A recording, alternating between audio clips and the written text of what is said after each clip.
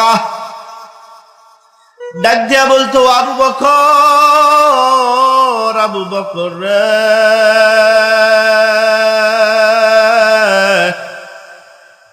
গাছের পাতা ধরে নাড়া নাড়া কইতো, ইয়া লাইতানি কুনতু ওয়ারাকা।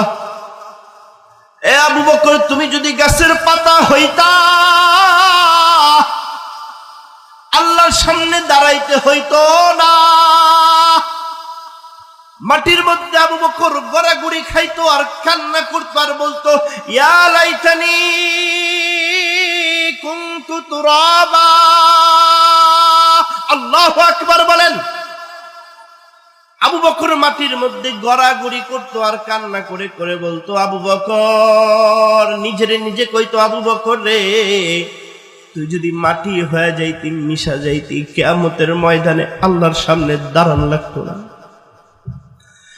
হযরত ওমর